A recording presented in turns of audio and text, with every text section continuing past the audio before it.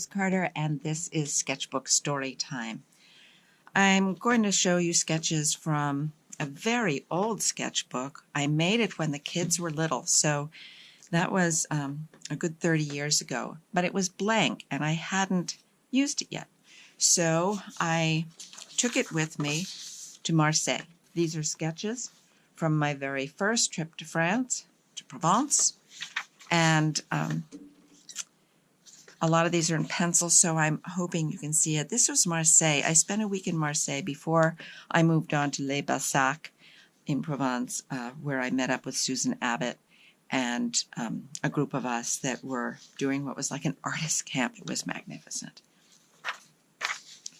These are all little studies, little thumbnail studies.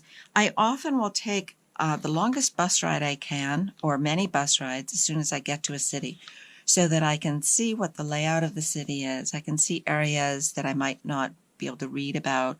And one thing I discovered were these spiral staircases and this fabulous building that was very modern in its time, but I noticed that the modern buildings don't really age very well.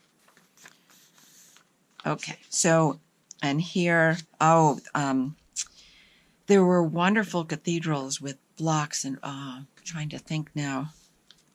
Maybe I'll think of it as, then I'll tell you the style that it was. Another view. And I went into a lot of museums. They're fantastic in Marseille. I would really recommend going there, even though the internet says otherwise. It's really well worth it. It's rich, rich, rich in history. Okay, utility covers, as I often sketch. Open windows. Okay, musicians, always musicians. I have no idea what that was. And some more sketches. And now this is, I'm in Les Bassacs now, and this is Juca. And we're on our painting adventure and sketching adventure with Susan Abbott. Little thumbnails to figure out lights, darks, movement through the composition. More little studies. I really learned to do thumbnails when I was with her. I never took the time to do them before, and I found they were really worthwhile, especially to determine the warm and cool, which is not the same as determining value. And it took me a long, long time to get that through my head. But now I've got it in my head, and I can't believe that I ever lived without determining that, and the joy of really getting movement aside from values of lights and darks, the movement and the richness that changing from warms to cools can do in your composition and your paintings. More sketches. Here's a pretty heavy-duty watercolor. Warms and cools lines. Working out lights and darks.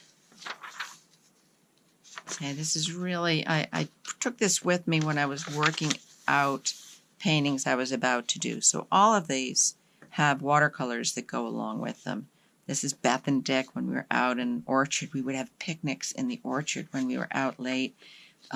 Everything was supplied for us. It was great. Okay, so more vistas.